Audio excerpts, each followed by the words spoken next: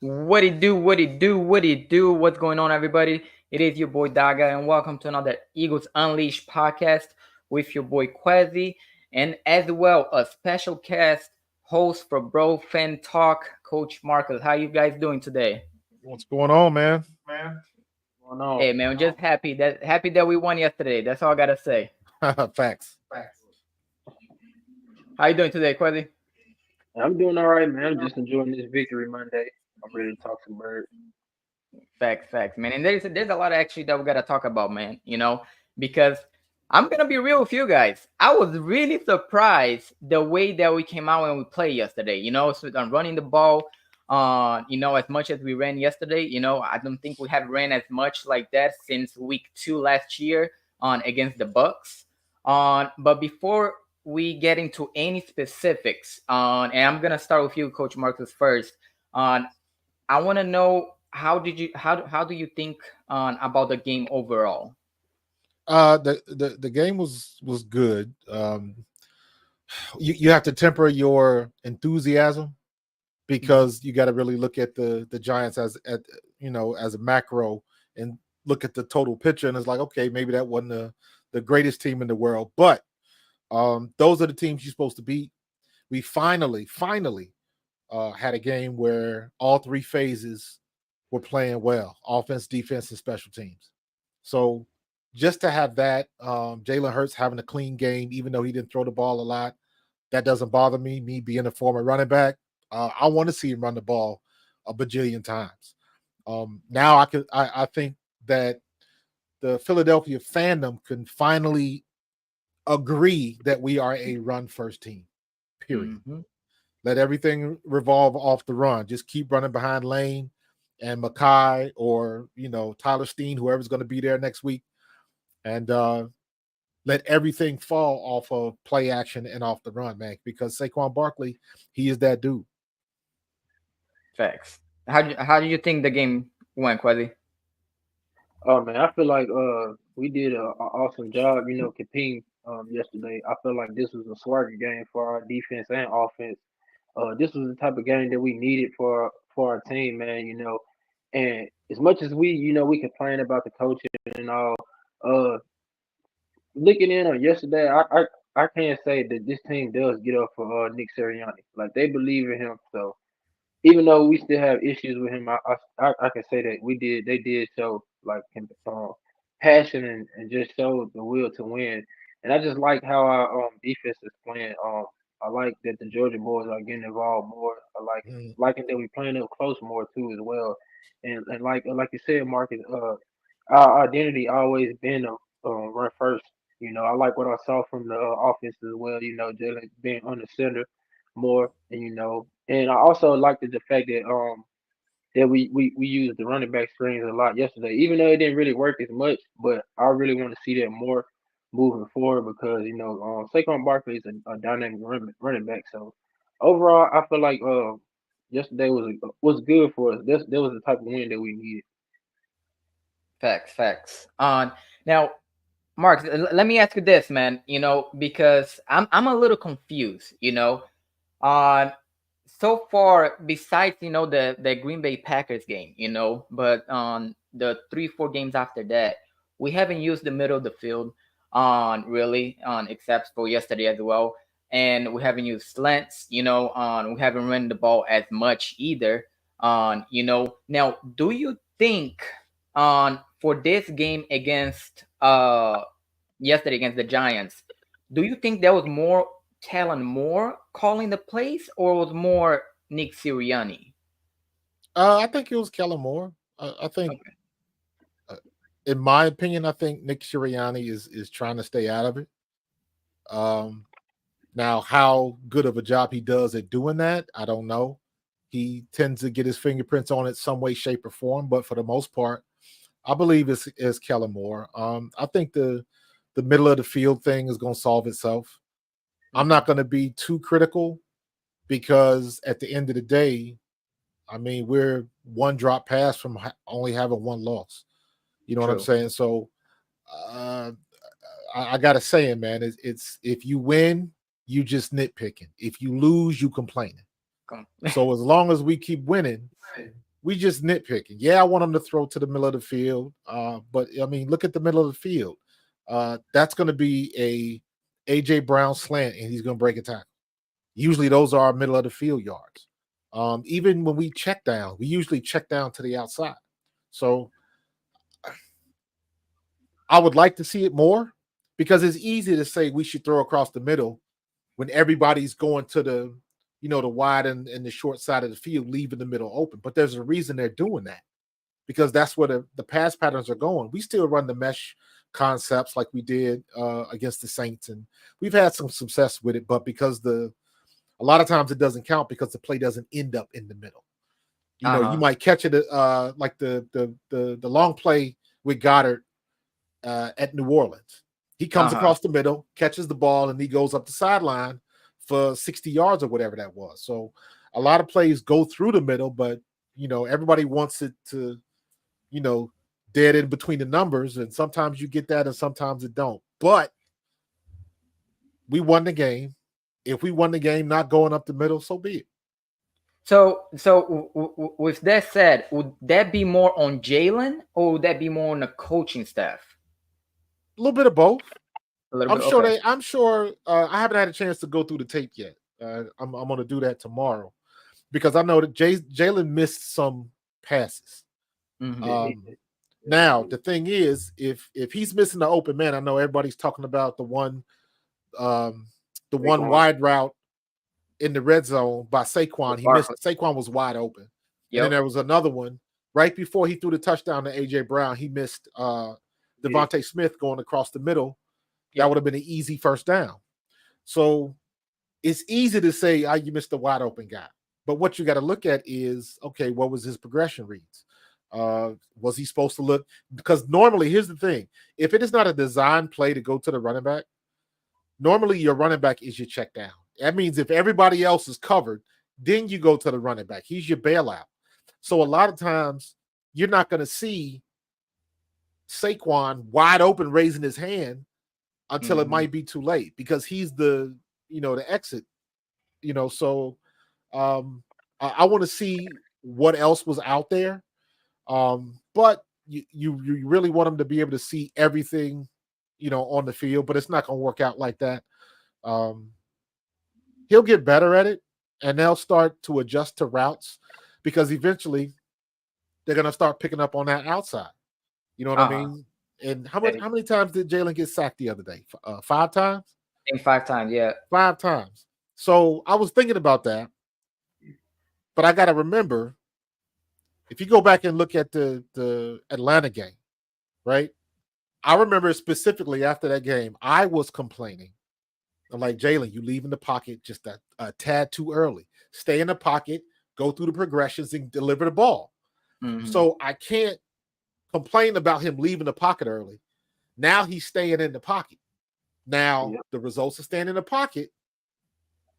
You got heat coming on you, but he's trying to stay in there. Because if you notice that touchdown to AJ Brown, he could have left the pocket, but he stayed in the pocket and delivered the ball, and he threw the strike. And that's what we want. But the risk is giving up the sack. So he reminds me of I don't know how much you guys will remember this, but it was Donovan McNabb's, I believe it was his 3rd season in the league. And I remember he came in the camp and he was physically bigger. Like he got yoked in the offseason.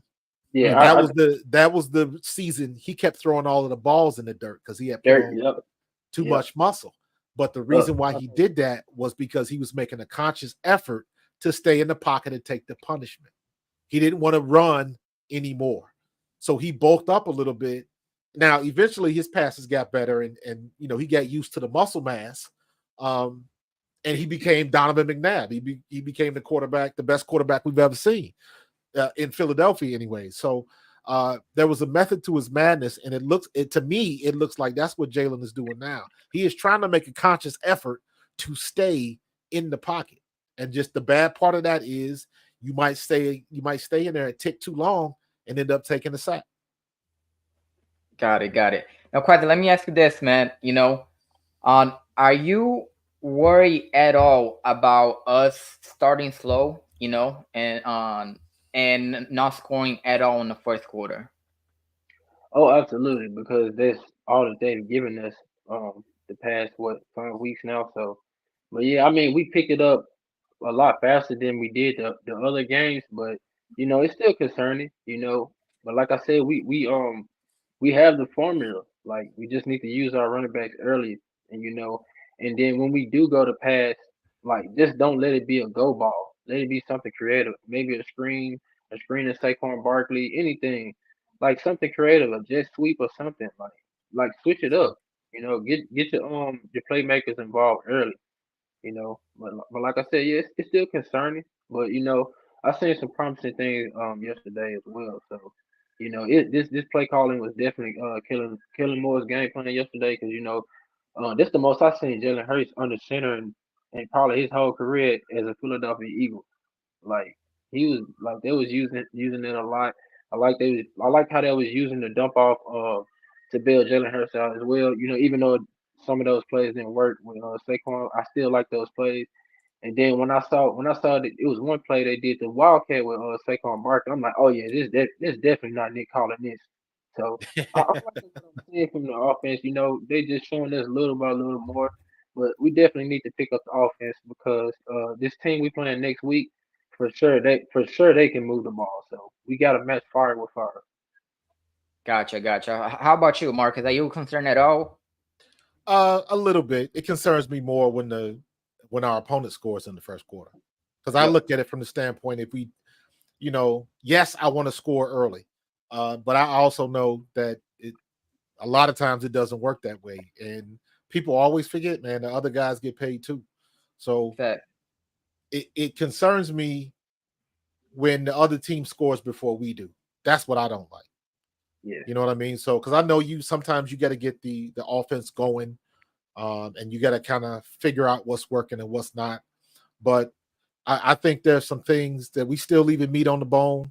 I think there's some easy things that we can do, and again, it's easy for me to say, but I'm not making a game plan because I think we just need to come up with some go in the playbook, pull out them pass patterns that are just quick routes, quick slants, get the ball out of your hands quick. That's what we need to do and hand it off. And me being a former running back, one of my pet peeves is I hate to see Saquon Barkley running so much out of gun formation. That's just mm-hmm. me personally. I don't like that. I'm a running I back. hate that. I I want to ain't go gonna lie. downhill. I You know what hate I'm it too. saying? I want to go downhill. So you saw what happened when they gave Saquon the ball and he hit that corner and got around the Yep. corner and went for about 50. Then Kenny Gainwell, they ran the same play with Kenny Gainwell. Kenny Gainwell ends up getting 15 yards. So it'll work. It makes you spread out the defense. It forces the linebackers to run. So later on in the game, the linebackers don't know what you're going to do. And that's how you set the defense up for your matchups and things like that. So everything has to revolve around the run. And hopefully they got the message in New York. Hopefully they got that message. So like let everything run off of Saquon.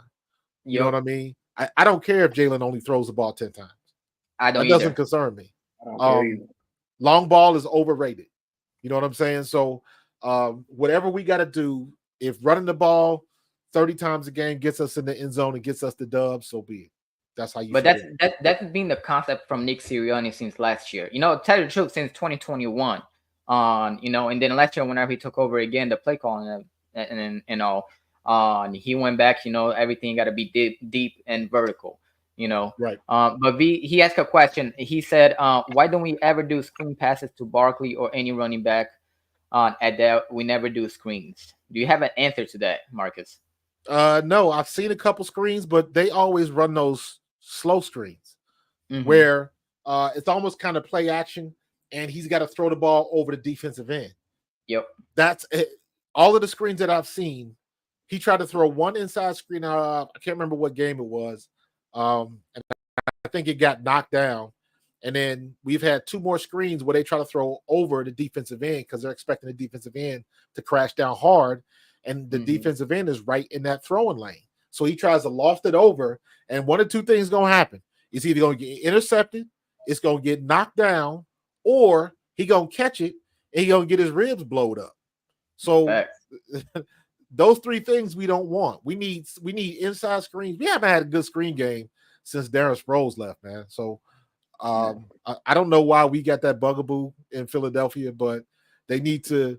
I thought they were going to do it last year with DeAndre Swift. He was the perfect guy, and they He didn't did do it. the Bucks. The So first time we played the Bucks. I hope Kellen Moore still got a lot in the playbook that we haven't seen yet. So I'm hoping he's saving it for the latter half, but we'll see. So you think throughout the whole season is being on Kellen Moore the one calling plays? It's a mix.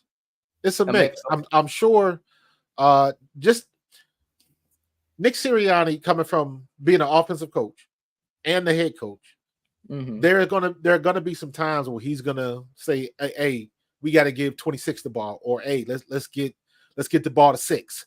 Like I don't believe Nick Sirianni is calling plays. I think he is giving suggestions. Let's get the ball to Saquon. I saw this. Let's get Jalen Hurts on the RPO so he can get around the corner and he can run the ball a little bit. That's what I think Nick Sirianni is doing. So if Nick says, all right, let's get the ball back to Saquon, now it's going to go down to Kellen Moore, and Kellen Moore says, okay, we're going to run the ball with Saquon, but on 3rd and 5 and more, this defense usually runs this type scheme. Here are the best runs in that type scheme, and then you make it happen. So it's kind of a collaboration, but I don't think Nick Sirianni is grabbing the playbook and saying, hey, we're going to run this play right here. I don't think it's working that way. I gotcha. What about you, Quasi? Do you think it's on Nick Sirianni, or you think it's really more Kellen Moore? I feel like they both calling it here and there. Like I feel like Nick in some of these games, I feel like Nick is calling the plays early in the games. But like far as like mesh, like the little mesh concept, like I mean, it's just based off how what we saw from last year. Like some of the play, maybe they calling it. He's telling them to run some of the same plays from last year, but some of these play calls look similar to the plays from last year. But I feel like he calling some of these plays, but not the whole thing, like in spurts of the game. But gotcha. Yeah, it's now let's talk a little bit about this defense, man, because look, they've been balling out the past 2 games. Yes, we played the Browns and we played the Giants, 2 of probably the worst teams in the league. However, yesterday we had I believe it was 8 sacks. The Georgia boys, they ball out. Nolan Smith had 1 sack. Jalen Carter had 2. Nakobe Dean had 2. Okay, we've been very critical on Nakobe Dean, on last year and this year as well. So, Marcus, how do you feel coming off this game on Nakobe Dean for the future for Nakobe Dean? Well, let me preface this by saying this. I am a Nakobe Dean fan. I like Nakobe Dean. I've met him personally, trying to get him on the show. But I like Nakobe Dean because Nakobe Dean is a hustle player. I put out a video last week. It was just one play.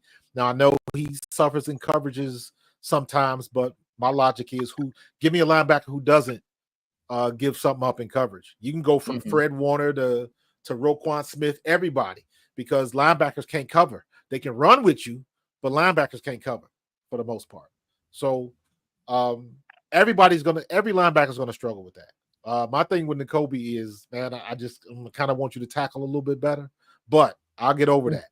But Nakobe Dean makes hustle plays, right? There's a play that he made. I highlighted this.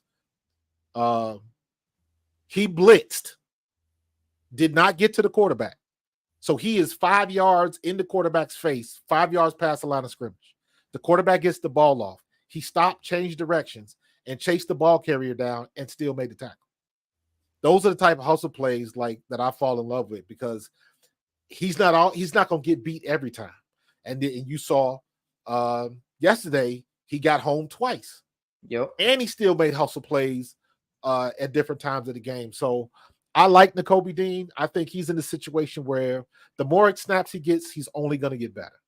You know what I mean? So is he a little bit undersized? Yeah, but he was undersized at Georgia in the SEC. So any strike you can have against him, he's already faced that. Because I'm sure, now when I met Nakobe Dean and we looking face to face, I'm 5'10" and a half, like 5'10" and 3/4 or something like that. Uh-huh. We about the same size, same height. He may be half an inch taller, maybe. It was hard to tell because he kind of got the like a little afro or The whatever. little afro, So yeah. yeah, he did get a little bit bigger, but he's not a big guy. You know what I mean? Gotcha. So, but he's got a nose for the ball. He's a smart player, and he can make some things happen. And I think he will. I think he'll end up just getting better and better and better. The only thing he's got to do is stay healthy. That's it. That's it. Because everybody wants him to give Trot Jr. a try, for Mm-hmm. obvious reasons. But Trot Jr. is in the same boat. He's still small. He's still wiry. He's a smart player that gets around with his quickness. Because let's be honest, if you a 215-pound linebacker coming up against the 300-something pound pulling guard or a tackle, you Yep. always gonna lose the battle of physics. Always. So you got to be smart when it comes to that. So, like I said, I don't mind Nakobe Dean. I think he's getting better. I remember sending him a text after the Green Bay game. I was like, "Good game, bro, but next time you drop a pick six, like, come on." So, like, I kind of take things as a whole. Our defense should have 3 takeaways. Yep. 3. Like our defense should have 21 points. So we're getting better, and eventually it's gonna click. Eventually Quignon's gonna get his pick. You know what I'm saying? Eventually, hell, we even had a Bryce Huff sighting in New York. You know what I'm saying? So it's getting better. It's getting better. The Philadelphia media and the Philadelphia fandom is just extremely impatient. So Yeah, but understandably so sometimes.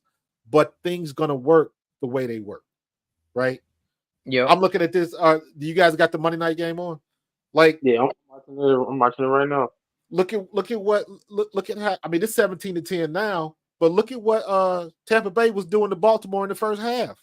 Baker Yep. Mayfield was wrecking shop for a minute, but you don't expect that to happen, and that's why I always say, look, he just threw another No out of pick. bounds. But nah, I thought it was, but it wasn't. But my point is, the other guys on the other side of the ball get paid too, and you never know what's gonna happen. So it's always a chess match. You're always making adjustments and stuff like that, man. So give it time. Now, if we at week 12 and we still complaining, we'll see what's what. We got to look at the record. Gotcha. Now, how about you, Quasi? Because I know we've been very critical of him, man. Of Nakobe Dean. So I want to know after this game, how are you feeling about Nakobe Dean now? I feel like he's coming along. Like, I just feel like he got to do better, like on his wrap up as far as like tackling. Like, Mm-hmm. if you gonna go for the tackle, make sure for sure that you got him, bro. But overall, he's been solid. We just with us not having no super elite talent at linebacker for all these years, we just expect somebody to come in and just like we ready for it off the rip. So like Marcus said, we just gotta be patient. And as far as like with Nolan Smith as well, I really wasn't hiring him in the draft. Like I wanted us to draft Brian Branch, but he's coming along as well. He probably turned out like how BG was. So it just takes time. It's just us as fan base. We want to we in this win now mode so much to where we don't got time for it. So like I understand it though, but I'm liking what I'm seeing from them. Like they playing a lot better than they did last year. Facts. It's funny you mentioned BG because in this era that we are in football, BG wouldn't make it. You don't think so? They would have thought he was a bust in year 4. Oh, yeah. BG didn't become Brandon Graham until what, year 6? The Eagles just stuck with him. He was doing enough on special teams and stuff like that to be a contributor on the team. So he stuck around because he's one of those things where I'm gonna do something to make them find value in me. And then he stuck around long enough where he got his shot and made the most of it. But in today's era, you're not gonna see too many guys like BG be able to hang around that long. and then finally get their opportunity. Hassan Reddick was almost in that situation. So we're hoping, mentioning Bryce Huff again, we're hoping Bryce Huff now, I think finally they put him down on all fours, which is what he's known for, which is what he got paid for, being down on all fours, coming after the passer, and now it immediately paid dividends. But again, if you want to look back, that's the same thing that happened to Hassan Reddick. They try to put him all over everywhere. Even when he got here, they was trying to drop him back in pass coverage too much. And when they finally let him put his hand in the dirt, he did what he does best. And we got the best out of him. I'm hoping Bryce Huff is going to be the same way. Gonna be the same way. Now, since we're talking about the D line, man, look, I know last week we got 5 sacks, and this week on against the Giants we got 8. All right. Now, before that, we're a little stale on the defensive line. All right. Are you guys worried at all about this defensive line, or you think it's already fixed, and you think from now on we're just gonna be okay on defensive line, especially whenever we play really good on team that have a really good O line? How do you guys feel about this offensive line? With you first, Marcus. I'm on a week-to-week basis. Okay. This is the NFL is a results-based business. I almost drank the Kool-Aid after the New Orleans game, and then we come back from Tampa Bay, and they did what they did. And don't think for a minute that Joe Burrow didn't look at that Tampa Bay tape. Everybody's looking at the Tampa Bay tape. So I would expect Cincinnati to come out and get rid of the ball in under 2 seconds, just like Baker Mayfield did. So until we show that we can stop it with consistency, to me, it's a game-to-game basis. We had a good game. We had a good game against a subpar team. The New York Giants was a team we were supposed to beat, and we did it. So we did what we're supposed to do. But you know what I'm saying? I'm not gonna give you credit for tying your shoes. You're supposed to know how to tie your shoes. You know what I mean? So I want to see them do that against a better team, and I need at least 3 games consistently. So we've had 2 games where teams didn't score touchdowns. That's we're going in the right direction. I need 1 more week against a much better team, and regardless of Cincinnati's record, Cincinnati is still got a good offense. Yep. And that's Cincinnati's my second team, man, because I'm born and raised in Cincinnati, dude. So I tell everybody, I played for the Eagles and I bleed green, but I was born in the jungle. So you know, I still got love for my Bengals, man. How about you, Quasi? How you feeling about this D line, bro? Yeah, I'm with Marcus. I gotta see some more consistency, maybe like three or four more games, and actually on a decent offensive team. But overall, like I'm liking what I'm seeing from the defensive line. I just feel like we need like one more playmaker on the defense, man. That one more that go to edge rusher. I feel like once we get that, the defense will be rocking. But overall, like what I'm seeing, I just got to see it a little bit more. I need to see a little bit more from Jordan Davis as well. We cut some of his snaps down, but overall, I need to see a little bit more from him for sure. And we need to get some turnover. Like we need to start getting some turnover. Like for real, we almost there, man. Quinyon, he missed another one. I thought he should have had it. He had that over the shoulder catch, and he just couldn't come up with it. But he done had the week before. C.J. Gardner-Johnson messed up the pick. It was a surefire pick.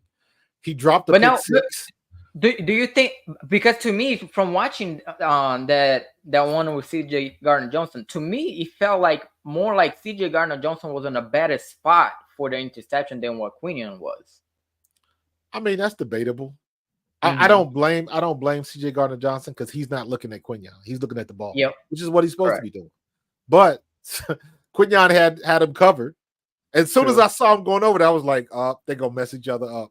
We gonna blow a turnover right here. And sure enough, that happened. But I said this the other day. We were talking about the same play. What I liked about that play was Quinion was pissed. He was pissed about that play. And that shows me something, that a rookie has got enough confidence to kind of go at C.J. Gardner-Johnson when he knew he had to pick. He knew he had it. So for him to be able to have enough confidence to go at a vet like that, especially somebody with an attitude like CJ, that Yep. showed me a lot. You know what I mean? So I like all of our young guys in our secondary. Our secondary is going to keep getting better. Um, Sid Brown back. Cooper looks like he is as advertised. I'm a big fan of Reed Blankenship. Um, Slay is holding on and still playing well. I just need him to stay on the field. Same thing with CJ Gardner Johnson, man. Everybody else is playing above board and we good. So it seems like every game our defense as a whole is getting better. Got it. Yeah. So let's get a little bit more in depth with on Cooper DeJean and Quinion Mitchell. On our rookies, man, because they've been balling now. Especially Quinion Mitchell. He's being locked down all the wide receiver that he's gone against. And I love his attitude. Talking back to the player. It doesn't matter who you are. It doesn't matter if you're Mike Evans. It doesn't matter who you are. He's gonna talk back. On what do you think about Quinion Mitchell and what he brings to the table on for this for the future of the Eagles and Cooper DeJean as well? Quinion Mitchell, man, he is our version of Sauce Gardner. Yep. Yeah. A lot of people forget that Quinion is a high character guy. Quinion had an opportunity to leave Toledo to go to LSU. He Yep. could have made his bag in the NIL and all of that kind of stuff. Alabama boy. He get plus points for me because he went to a school in Ohio. I remember getting recruited by Toledo when I was coming out of high school. I didn't want no parts of Toledo because they wasn't a winning organization. But he elected to stay at Toledo because they were the ones that gave him a shot coming out of high school and worked with him and all that kind of stuff. So he chose loyalty over the bag, man. So he's got high character and his talent matches his character. You can only talk smack like that for so much if you a rookie and you can't back it up. Yep. So the fact that he is doing that, especially against Evans and other Hall of Fame wide receivers, he goes up against AJ Brown in practice every day. They talked about that a lot in camp, how AJ Brown was talking to him and, he encourages him to talk smack to him, but he's teaching him. So just to be able to have a vet, especially as a receiver, to really teach him some things and teach him the ins and out of what NFL receivers do, it's only going to make him better. Cooper DeJean, the kid is just immediately paying dividends. Immediately. Right. I don't think a lot of people realize how athletic Cooper DeJean really was. I didn't until I saw his basketball tapes and he was dunking over everybody. I was like, good Lord. He's a beast. Oh my God. In high school, he was killing folks. But yeah, I just think he's a smart player. I think he reminds me of Reed Blankenship, except he's just more physically talented. Yep. Reed Blankenship is a smart player, but he's just not the fastest guy in the world. Cooper DeJean is. And he's got the same type of he's got the same type of cerebral look on that thing. All of our receivers do, our DBs do. Sidney Brown is the same way, except Sidney Brown is big, strong, and fast. You know what I mean? So our whole secondary, man, is looking good. I want to see more Keely Ringo. I forget, man, Keely Ringo ran a damn 4.26 at the combine. Yeah, he's fast as hell. And I'm like, we are covered with our secondary. I think, like I said before, Slay is hanging around, but every other day he popping a tire, man. He coming up limping or something like that. I think the age is catching up with him. So hopefully he is passing the torch to the young fellas, and they'll be ready to rock and roll. Because I think Slay gonna be spent after this year. So we'll see what's happening. I think he'll be gone too. What about you, Quasi? What do you think about on what Quinion Mitchell and Cooper DeJean can bring to the table? For the future for the Eagles, man. Oh man, sky's the limit. The first game that when we played the Packers, when I seen him talking trash after he broke up that pass play, I said, "Oh yeah, we got him for sure, for sure." And then for us, we went in Tampa. He the only one talking trash on the field to one of the top 10 of our receivers in the league right now, like Evans. You the only one talking spicy. Oh yeah, we definitely got us one for sure. And he fits our culture. He quiet, but he humble, but he also, like you said, he backs it up. And as far as with um Cooper DeJean, oh yeah, he's super athletic. You know, he gonna be one of those ones as well too. He's super athletic. And I just feel like with the talent that we have, like it's up from here, And plus we got what, Sidney Brown, a dog. I feel like that was the steal of the draft last year, the Hmm. last year draft. I feel like that was our best draft pick to me. That's in my opinion. But I feel like once he gets going, and like when Slade and get out of here, we gonna be set, man. Like we gonna be something to reckon with for sure. Facts. I feel the same way too, man. Now, Vic Vangel, on I don't really like most of his schemes on, but he so far this year or for most of the games on, he got this defense ready to play, for most of the time we've been playing pretty well on defense as well. Now, Marcus, how do you feel about Vic Vangel's scheme and how on he's coming out, on the games, having this defense ready to play? Right now, Vic Fangio has been as advertised. Hmm. If you look at some of his history, he has come out a little bit slow. The defense takes a couple pulls on that lawnmower to get it started. But once they get started and get going, um, they get going. I know there was a lot of talk when he left Miami, and some of the players down there were, the whole kick rocks thing and all of that kind of Yep. stuff. And I'm like, well, hold on. I was like, how you gonna want to kick rocks when you had him as a top 10 defense? True. Miami was a top 10 defense with Vic Fangio down, so he must have been doing And something they right. were hurt too. They had a Yeah, lot of injuries. yeah. Yeah. So I think he is kind of finding the stride, and I Hmm. think the players are understanding what their roles are. Um, I do agree that we might be one or two playmakers away, but we can deal with what we got. I think you know, the biggest missing piece right now is somebody trying to fill in for Fletch. But Yep. Man, I wish he'd came back. yeah, I mean you can't just fill in for a Hall of Famer. You know what I'm saying? Nah, So Sweat has been okay. We was hoping Jordan Davis would be better. Jalen Carter has been as advertised, but he's in the yep. middle. He's not a D tackle the way Yep. they Neither. playing him. So we need somebody to fill that role because I look at it like this: if Fletch was still here, Nolan Smith would be much better. Because if you were offensive line, you got to pick your poison. And I would rather concentrate on Fletch than the second year defensive end that's undersized. Hmm. Yeah. So it's one of those things where, like I like to say, sometimes you don't have to make the play to make the play. That's what Fletch was. That's what I thought Jordan Davis would be. I'm not expecting Jordan Davis to make all of the tackles. Jordan Davis is somebody that's just going to take up space. Space. If Yep. Jordan Davis can elicit a double team, that means somebody else on the line is free, and it's going to give somebody else an opportunity to eat. So that's what I expect to see from Jordan Davis when he's in there. So, um, somebody will pop up. We got a glimpse of Thomas Booker, and then we really haven't seen him much since.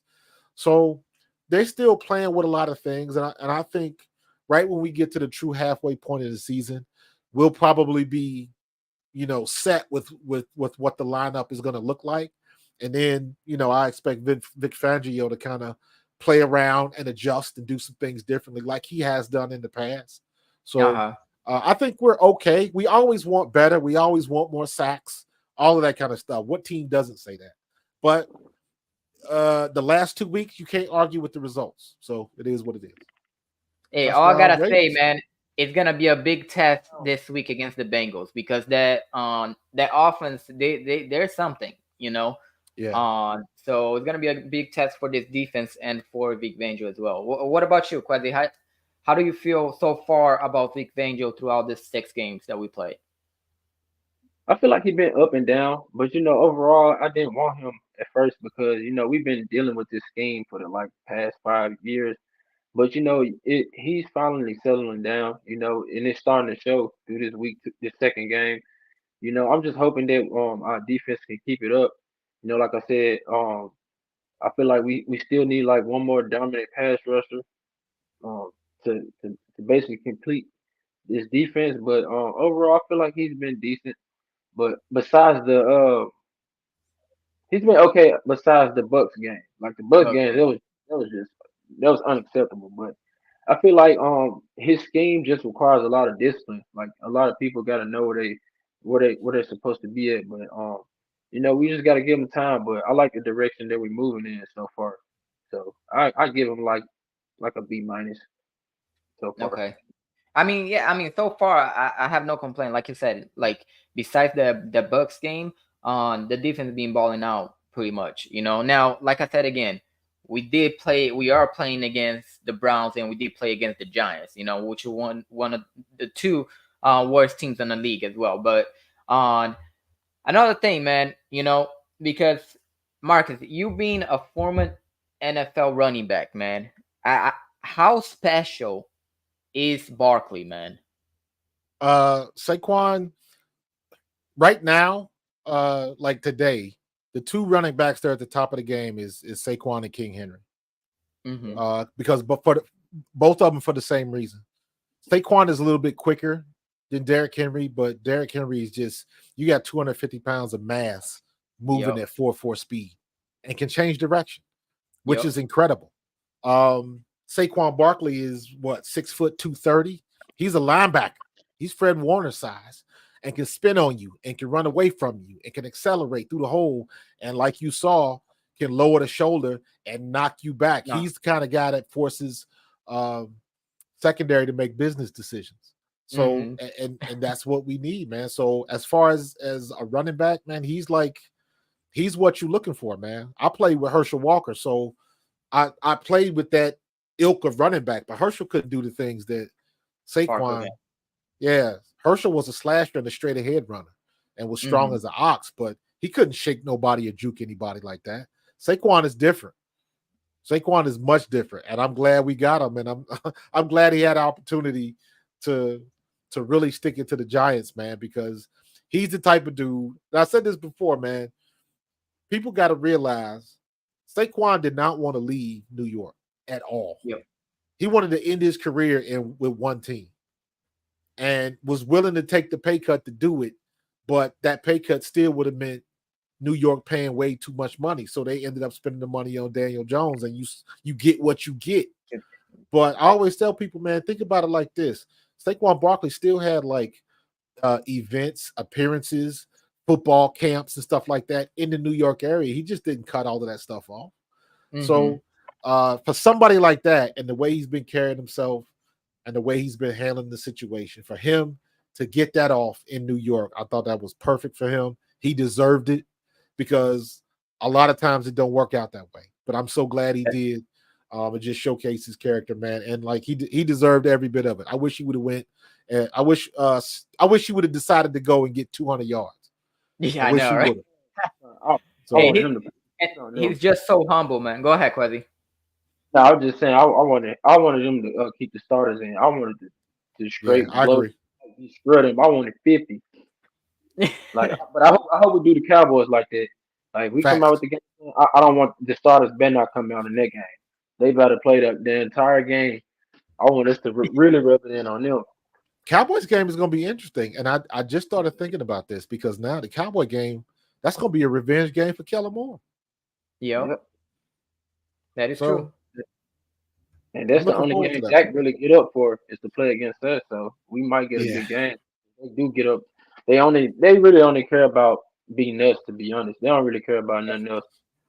They'll get yeah. up to play against us. Dallas ain't the problem. Washington is the problem. Yep. Yeah. But I don't know what Jaden Daniels is week to week now. So Yep. at the end of the day, I don't care who you are or how good you might be, you got to stay healthy. That is true, man. And we all saw what happened to RG3 back in the day. So Absolutely. I mean, Jaden Daniels, he got to stay healthy. He got to stay on the field, got to stay healthy. They offensive line. But we're talking about Barkley, man, and one thing that really impressed me too about Barkley is how quick he is for his size, man. Mm-hmm. Like I couldn't like I didn't find him really, how quick he was. I knew he was fast and all, but the quickness that he has from one side, from side to side, is incredible, man. You know. But let's talk a little bit about this Bengals game, coming up on Sunday. Mark, what is your keys to victory offensively and defensively, man? You know what? Me and Tone talked about this the other day, and it doesn't change. Keys to victory never change. Control the line of scrimmage and run the ball. Yep. And when you run the ball, run it till they stop it. If you find a play where Saquon takes off for 25, 30 yards, run it again. We just did it with New York. So now there should be no misunderstanding that we are a run-first team. If we are not running the ball first and setting up the offense off of the run, then yeah, Nick need to be fired and Kellen Moore need to be gone, because it is too obvious that this is what should we be doing. We should be doing. It's not complicated. And in the past, we have overcomplicated things that didn't need to be. Like, just get a ball to 2-6 and let him do what he does best. On defense, again, same rules apply. I need my linebackers to tackle, and I need the defensive line to get some penetration. I need you to get home at least 1 or 2 times, but you got to establish that line of scrimmage and move the offense backwards. That's it. Obviously, easier said than done, but yeah, it never changes. What about you, Quasi? Man, same as what he said. Basically just establish the runner first. Get Jalen Hurts under center like how he was in the last game, and also, man, get your offense, like, call it your best plays in the beginning of the game. Like, if we can't get a touchdown, let's at least come out with 3 points. Let's put some points on the board early. As far as, like, with the defense, we might need like 1 or 2 turnovers in this next game, because, like I said, this is another juggernaut offense we about to suit up against. So it's not no pushover. So I feel like you said, if we come out running the ball and play action, give Saquon Barkley some screens, even Wildcat like we did in the last game. Just keep the game balanced.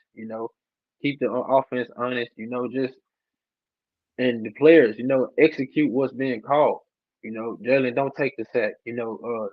Jalen, go through your progressions. AJ Brown, make that catch. Grant Calcaterra block. Don't get any PIs. And a lot of things too, like this last game, we had a lot of penalties in like the first half of this game too. That's the only thing I ain't like. We had a lot of penalties in this last game. But I feel like if we go ahead with that game plan, we should be all right. We should match up fair with them for sure. And I feel the same thing. Like you guys were saying, like we have to run the ball. And I said that, and Quasi, I said that to you, before the last game. If we don't run at least 25 to 30 times on against the Giants, I didn't think we were gonna win that game. That's simple. I really didn't think we are gonna win it, and the only reason why is because of the way that we came out and play against the Browns. And I feel the same way. Like we need to establish the run before we do anything else. On against the Bengals, and it's gonna be a shootout. We gotta keep their offense on a bench. We gotta keep them on the sidelines. Because we all know that what Joe Burrow can get do you. with Jamar Chase and T Higgins. So we gotta keep them on the sideline. And like their defense is bad. So bad against the run and bad against the pass too. So we're gonna have Jalen and this offense gonna have a great opportunity. Especially starting on off fast as well. Like that gotta be established. We gotta start off fast, because if we start off slow and let's say the Bengals score 1 or 2 touchdowns off the bat, it's gonna be a long night.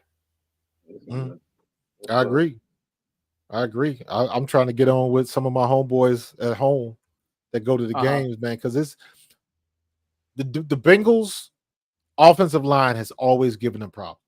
Always, for whatever reason. That is Cincinnati's jinx. But Joey Burrow has overcome that. Jamar and T. Higgins, them boys have been as advertised. And Quinyon Mitchell and our secondary are going to be tested big time, because Joe Burrow can deliver the ball with accuracy on time. And we got to have somebody in his face. Bro, the Ravens are serious. Oh my God, the Ravens are serious, bro. I'm not Oh, gonna lie. say that. They are Goodbye. serious. They are Goodbye. serious, bro. I'm not gonna lie. Goodbye. What is the score right now? 27-10. They about to score again. Derrick Henry just ran off for Derrick like Henry just went like about a run. 70. God, Sheesh. oh, that's a That big is boy God, crazy. moving, man. That is a big boy, man. they a You know, Zone problem, read, bro. I love those, man. Zone read runs. Oh, he They a made somebody problem. miss too. Yeah, they a problem, bro. I ain't gonna lie, they a problem. This need to be a Sunday night game. Please, can they push this for a Sunday night when we play them? Oh, Wait a this need to minute. be They like, was on the 8-yard line? yeah. Wow. It was like in the 70, about 78. Them like 80. Wow, that was About an 80-yard play. 80-yard play, yeah. Damn. yo, yo, Marcus. Cody K said, Coach, what is the Cincinnati Fuel Energy like? Joe Listen, Pesci. man, they passionate at the crib, just like everywhere else, man. You got your crazy, you got your idiots. Um, Cincinnati's not a big, huge metropolitan city because we right across the bridge from Kentucky. So Yeah. um, Philly is different because we next door neighbors with New York and DC and Virginia. So Yep. we kind of got a melting pot around here. You don't have that necessarily in Cincinnati, but um, you got some rowdies there, man. They represent home. They love their Bengals. They will hoo day with you all day. Um, I'm part of that nation until they play the Eagles. So Uh-huh. you know what I mean. So they kick it live.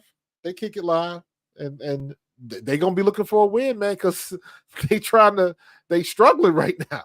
They are. I mean, they have to turn this season around. Because tell you the truth, I think if they lose against the Eagles, I think they're done. You know, because we I are agree halfway with through the that. season They're not almost. You winning. know, They're not winning their division. Nah, They're not nah, winning their division. nah, they trying to make the playoffs. Period. that's true. So Hey, Quasi, do we miss anything else? Do you have anything else to add up? Uh, did we speak on yeah, I think we covered everything pretty much.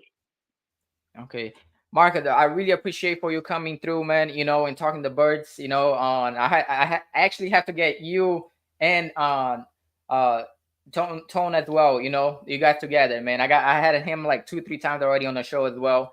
okay, You know, and I gotta get both of you guys together on the show as well, man. So I really appreciate you coming through, man. Yeah, for sure, yeah, man. No sweat. for sure.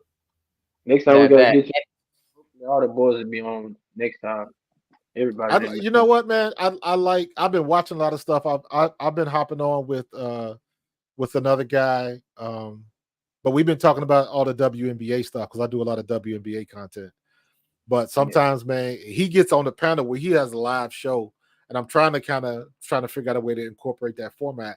But he'll have like 9 people on screen at the same time. I'm like, dude, I don't know how you do that. are you That's there? like it's too much going on, man. I like to focus. Like Yeah. yeah. I've been on with like 4 before. I was on with like I don't know if y'all watched the stuff in Philly, but I was when I met Tone, he was the one that hooked me up and got me on Jacob Media with Barrett Brooks and D Gun and all of Yeah, them. this So one he was working at. Yeah, yeah, so I still try to connect with Barrett Brooks, try to connect with Jason Dunn a lot, but I like it like three or 4 people is the max.